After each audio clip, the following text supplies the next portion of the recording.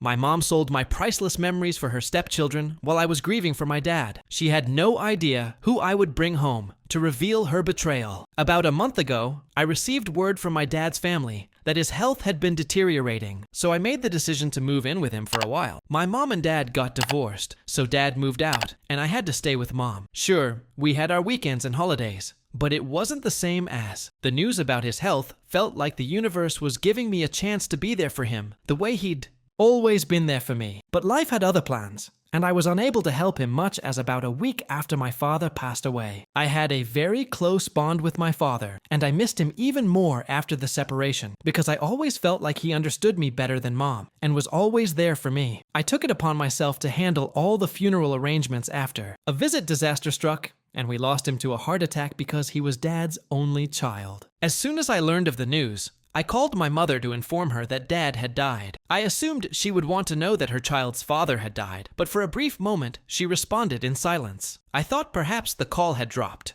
or she hadn't heard me, so I shock doesn't even begin to describe how I felt when I repeated myself, and she simply said that she had heard it the first time and asked what I wanted her to do about it. I was so taken aback that I simply hung up the phone. I understand that her ex-husband was her father. She has since moved on, remarried, and begun a new chapter in her life. But this wasn't about their failed marriage or any lingering resentment. Rather, it was about me. When I lost my father, she couldn't have mustered even the slightest sympathy. A simple, "I'm sorry for your loss," would have been enough at that moment. I wanted to have a breakdown, but I couldn't afford it because I had to plan a funeral, notify family, and deal with paperwork. I was juggling funeral arrangements and trying to keep my composure when I was caught off guard by some extremely disturbing news from back home. It all began when my next-door neighbor and I was taken aback when home called me. Her daughter and I had been friends since we were young, so I assumed she had heard the news from someone and was just calling to offer condolences. Boy, was I wrong. She wanted to know why I hadn't told her or her daughter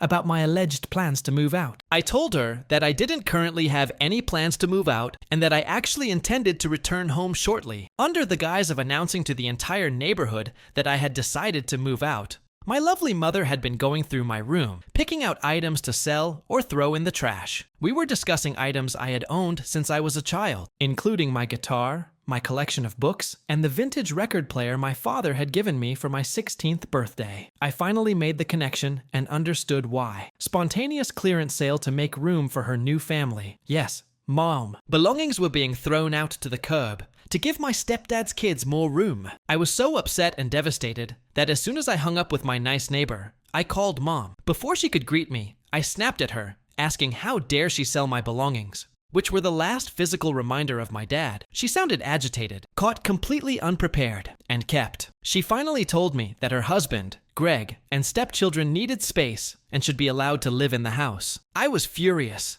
but it wasn't about sharing the space. I didn't have any issues with the kids. In fact, even though I didn't like my stepdad, I had a good relationship with Ethan and Mia, so I was willing to share everything with them. However, I had to take my belongings out of my room in order to clear my room while I was away. Mourning the loss of my father was nothing but a betrayer. It was heartbreaking and infuriating to think that my belongings and private memories would be so carelessly thrown away. It seemed as though she was using Dad's passing as a pretext to completely cut me out of her life. I told her straight out that what she had done was unacceptable, and that the least she could do was give me the money from everything she sold. Her response was the last straw. When her guilt trip failed, she acknowledged that she had already spent the money on new presents for my stepdad's kids. Yes, my childhood memories. All of my treasured belongings were transformed into brand new toys for my step-siblings. At this point, Mom knew that I would be heading off to college in a few months and would have taken nearly everything in my room. But instead, she wanted to steal everything I owned, adding insult to injury by saying that I would be out of sight, out of mind, and apparently out of the house as well, would simply roll over and accept whatever she threw my way. However, fate wasn't on her side either, as my uncle and I had to sort through all of Dad's affairs during the funeral. While going through his personal belongings, we discovered something I never expected: a will. This shocked me because Dad used to say that he didn't believe in legal documents when it came to family. He used to say that legalities destroy relationships. It was hidden in a safe deposit box at his bank, which I had no idea existed, and I never in a million years thought he would have a will because nature intended it rather than because the law required it. It seems he set it up after the divorce, to avoid conflict, but he left instructions with my uncle to handle things when the time was right. What was even more shocking was the content of the will. Not only had Dad never signed the house over to Mom after the divorce, however, he had left it entirely to me, his only child. Mom had been living in a house for a long time, believing it to be hers, but she was completely unaware of the legal reality. Now that Dad was gone, the house was mine. At first, I was going to say nothing about it because, after all, she was still my mother, so I thought we could somehow come to an agreement. However, after this most recent stunt, all bets were off, and I was fortunate to have my uncle by my side. Since he handled the legal aspect of everything, I spent the following few days organizing everything. I had lengthy conversations with Uncle Joe about the legal aspect of everything, called a few real estate agents, and even began looking at apartment listings. Not for me, mind you, but for Mom and her bunch. When everything was finally resolved, I went back to the house that was supposed to be mine and prepared myself for the inevitable confrontation, much to my mother's surprise. She must have been shocked, to put it mildly, when I walked in with my uncle by my side. She must have assumed that I would be pleading with her to let me stay in the house, but that was not the case. Her first reaction was to become emotional, trying to act like the worried mother, and asking why I had brought a lawyer. She even made a rather dramatic suggestion that I might sue her, while my stepdad sat in a chair and looked smug. I asked Mom to sit down for a conversation, and his face was obviously convinced that I had no legal standing. I knew that no one in this room was going to apologize to me, so I started calmly and asked her if she remembered the specifics of her divorce from Dad. She looked very confused again, probably wondering where I was going with this. And then I dropped the bomb. My uncle pulled out the property documents. I could see the color draining from my mom's and stepdad's faces as they scanned the papers we had found on the table. My uncle explained that my dad had moved out to avoid any legal battle during the divorce, but he never legally transferred the property title. The house was still in his name, and since he had passed away, I was the only heir. The room fell silent as the gravity of the situation set in, and then my mom snapped, claiming that this was Greg. My stepdad also chimed in, not as arrogant as before, but afraid that his free shelter was slipping from his hands. He claimed that they had nowhere else to go, and that it was unfair for me to take over the house my uncle ever owned. It was unfair that she had been my dad's wife and deserved a share of the property. She tried to assert her right to the house by pointing out that she had lived there for years, making it her home, explained that the law was clear that I was the rightful owner of the property because I was my dad's only child. He reminded them that this wasn't about taking away their house, but rather about acknowledging my legal rights, which had been disregarded in their rush to move the house and sell my possession. He recommended that we come up with a fair solution, perhaps including paying for the things that were sold, but my mother wasn't having any of it and began accusing me of being. In an attempt to punish her for moving on with her life, she claimed that I had abandoned her in her hour of need. It was a manipulative play meant to guilt-trip me into denying me my rightful claim. But when that failed, she threatened to take this to court and sue me to get what was rightfully hers. I just sat there watching the show, feeling as though I had been resenting her for years. I finally spoke up and told her that she could proceed with that and waste our time and her money. But we all knew what would happen in the end. I made it clear that I wasn't going to be unreasonable, saying that I was willing to give them time to find a new place, but I firmly stated that the house was now mine and that they would eventually leave this place. All the times I bit my tongue to keep the peace were finally paying off. That after what had transpired while I was away, it was time for my mother to move on. However, the drama didn't end there. Just when I thought we had reached peak chaos, my stepdad decided to escalate the situation by storming out of the room. For a brief moment, I thought maybe he had finally conceded, but I was again completely wrong. About 20 minutes later, he returned with Ethan and Mia, and the children appeared bewildered, and he pointed to his kids and said, "I'm not just evicting them, but I'm also taking away shelter from innocent kids." I could tell he was making fun of me, and his exaggerated concern, which he used to try to paint me as the bad guy in this situation, got to me for a moment, and I hesitated to carry out the plan if I kicked. I was a little scared, obviously not understanding why they'd been dragged into this mess. These children were removed from the house that they had begun to consider their home, and I was no better than my mother. My uncle gave me a worried look and advised me not to fall for their deceptive tactics, saying that the best course of action at the moment was to reach a settlement that was equitable for all parties. Ultimately, we decided that no one would be expelled from the house, And as soon as my mom and stepdad heard the news, they relaxed, likely thinking the relief on their faces was evident after they had won with their little emotional blackmail stunt. Mom even attempted to embrace me, but I stopped her in her tracks by holding up a hand. This was not the end though, because the only way they would be permitted to remain in the house would be by paying rent, a fair market rate that would be decided by an impartial assessor, and we would sign an agreement to ensure proper transactions. The room changed instantly, as if I had flipped a switch from relief to rage. Mom's expression changed from thankful to furious in about a half second, and the stepdad appeared to be about to burst a blood vessel. Mom began yelling that she was not paying the rent for her own house. I gently reminded her once more that it was no longer her home, and since she attempted to sell all of my belongings and evict me, I believe the rent is higher than fair. Uncle intervened that this was a very kind offer and that it would guarantee. My step-siblings were raised in this house as well. For a brief moment, it appeared as though they might actually understand. The children were nodding, likely relieved that they wouldn't have to change schools or part ways with their friends. However, stepdad took things a step further, and before anyone could react, he shoved Uncle, yelling that he put me through everything. All of that happened in a flash, and I hurried to help Uncle Joe get up. Mom was yelling at stepdad to stop and restrain him, and my step-siblings were backing away in horror from their angry father. When things got really heated, my uncle got up and called 911, warning Greg to consider his options carefully because assault is a serious offense. He also had a witness here, and stepdad appeared to be Mom, who seemed to realize how out of control things had gotten, grabbed his arm just as he was about to throw himself at Uncle Joe again. The police arrived and took statements from everyone. Stepdad tried to act calm, but the officers didn't buy it. In the end, when Uncle didn't press any charges, the police gave him a stern warning and instructed him to cancel his plans for the evening. After the dust settled, he informed me that this was not the end of it. I set the rules for one final time, telling Mom and the kids that they could stay, but that the stepdad was no longer welcome and that rent would start next month without negotiation. Mom tried to argue, but all it took was one glance at Uncle to silence her. As for the kids, I later pulled them aside and apologized for putting them in the middle of all of this, and assured them that no matter what happened between the adults, they'd always had a place to stay if they needed it. Now that my stepdad is out of the house, and my mother is treating me quietly, which is actually better than my step-siblings yelling, I'm left wondering if I made the right decision. I know I'm in the clear legally, but morally I'm stuck.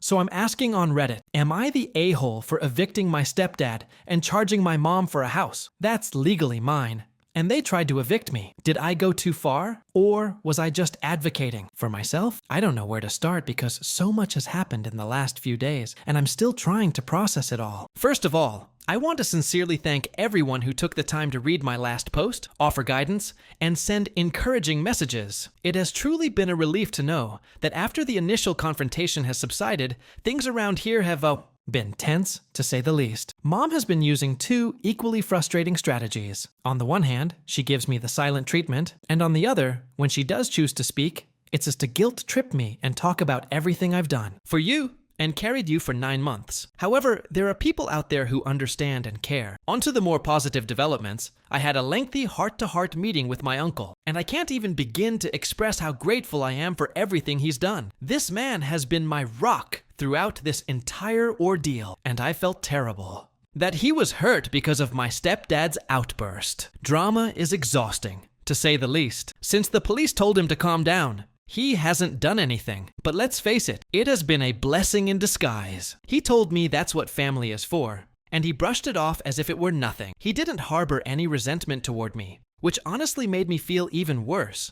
But he was also very loving and supportive. He told me, like everyone else, to avoid my stepdad for my own safety. And we've been recording everything from the first argument to every interaction since, just in case things get out of hand. It was a crash course in real estate that I never expected to need, but I'm glad I did. Of course, Mom wasn't happy with the rent amount because she didn't think the house could possibly be worth that much. In order to get a fair assessment of the property value and determine a reasonable rent, I had no idea how much the house was actually worth or what constituted fair market value for rent in our area. Came to the rescue and pointed out that, given the size and location of the house, the amount was actually below the market rate for the area. We've also begun the process of formally evicting my stepdad because of his violent outbursts, and we had grounds to file for an immediate eviction. Naturally, my mom tried to argue against it, crying and pleading, and even trying to minimize what had happened. but I stood my ground and made it clear that it was difficult to watch her break down like that. But I kept telling myself that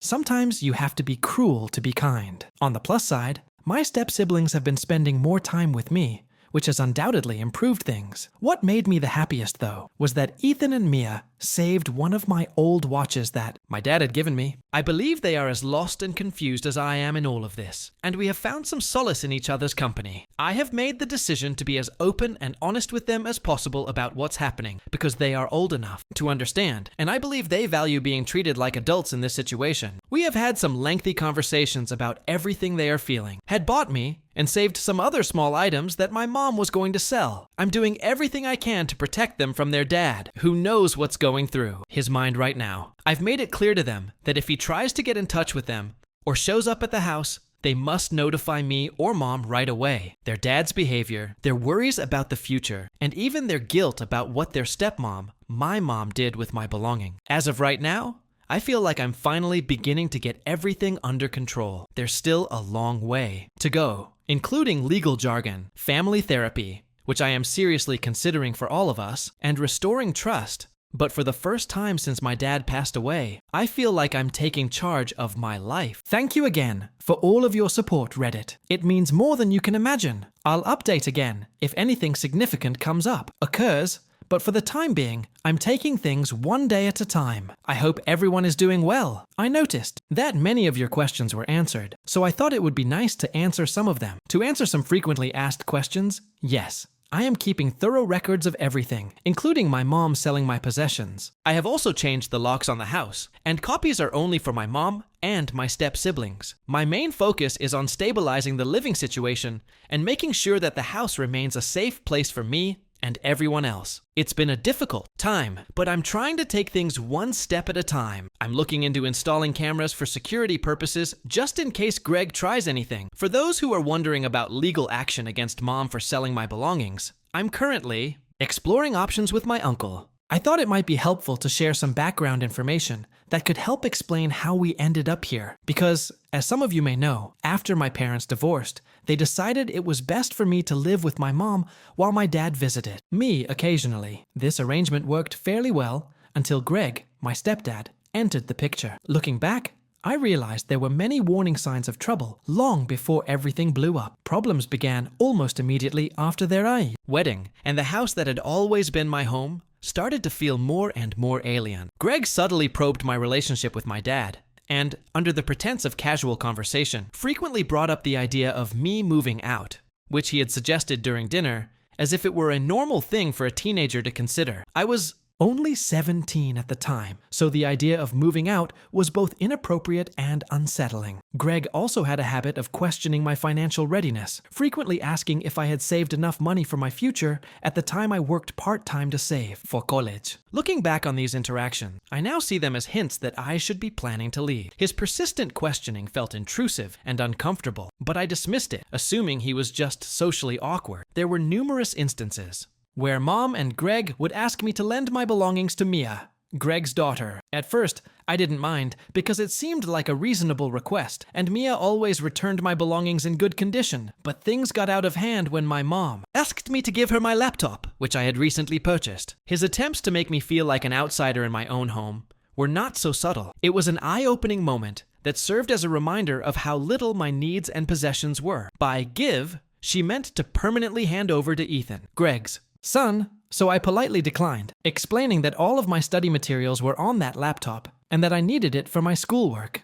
Greg's response to my refusal was, to put it mildly, outrageous. He acted as though I had committed a crime, telling Ethan and Mia to stay away from me, as if I were the antagonist in the scenario. We're valued in this new family dynamic. Despite all of these warning signs, I stayed in part because I was saving money for college, and it would have been expensive to move out. However, I also harbored the naive hope that things would get better, and that my mother would eventually realize that I was her child as well, and treat me as such. I've since discussed this hope with my therapist, processed the years of subtle and not so subtle rejection. It's been difficult to accept that my own mother could treat me this way, putting her new family before me. But I'm sort of thankful for how things worked out. If they hadn't gone to such lengths, I might have kept justifying their actions and downplaying the effect they were having on me. This experience has been painful because it was forced. Hello, everyone. I have some major updates. Yesterday, I received a call from someone I never expected to hear from. Greg's ex-wife and Ethan and Mia's mother. In a small town like ours, news spreads quickly, and she had learned of the recent events. Thank you to everyone who commented and offered advice and suggestions. You all really helped me get back on track during this difficult time. Following some initial pleasantries, she got right to the point and dropped a bombshell that I hadn't anticipated. She disclosed that Greg had been skimping on his child support payments for years, using the justification that he helped support the household with my mom to avoid paying her what she was owed. She had reached out, asking if we could meet up for a conversation, because her curiosity got the better of her. I agreed, and we decided to meet for coffee. She clarified that although Greg had been manipulating the situation to make it seem as though his financial contributions to our household were sufficient, he had been ignoring his legal obligations to his children. The ex-wife suspected that my stepdad wanted to keep Ethan and Mia living with him in our home. This revelation added another level of complexity to the already complicated situation at home. It became evident that Greg's insistence on keeping control over the living arrangements wasn't just about convenience or family unity. Rather, it was driven by a desire to avoid paying child support by having the kids live with him. By doing so, he could claim that he was directly supporting them, reducing or even eliminating his financial obligations to her. Concerning the welfare of his children and his legal obligations, Ethan and Mia's mother also informed me that she hadn't seen her children in years, because Greg would move around a lot. She then asked if I would be willing to testify about the living situation in the event of a legal dispute, and she wanted me to verify the degree of her ex-husband's involvement in the home and the truth about his financial contributions, or lack thereof. This new development meant that my stepdad was not only facing eviction from the house due to the legal ownership issue, but he was also potentially facing legal trouble for unpaid child support. If he failed to pay court-ordered child support, it could result in serious consequences. I agreed to testify because I knew the potential impact of this information and felt it was important to set the record straight and ensure that Ethan and Mia received the support they deserve. Greg's ex-wife also wanted to meet her children, so I told her that we could set up a meeting. I'm sure that Mia and Ethan would love to meet their mother after all this time. I also told Mom about all of this, and at first, she was in denial that her husband would never do that. But after hearing the entire thing, she looked at Greg. The consequences, which included fines and even jail time, must be another reason he had abruptly vanished. Even though I haven't forgiven her yet for everything that happened, I still felt a little bad for her because she was betrayed. But knowing her makes it really hard for me to feel sorry for her. Therefore, I believe we've all decided that Greg, my stepdad, is the main villain here. Of course, my mom isn't perfect either, but I suppose that's what she's paying for. We're all hoping that Greg is also resolved as soon as possible. I'm so thankful to all of you for helping me get through this, because I never imagined I could have handled it all. You guys gave me some of the best advice during this trying time, and I'll keep you updated on any new developments. Take care of yourself, and thank you for being there. I hope we can all return to our regular lives.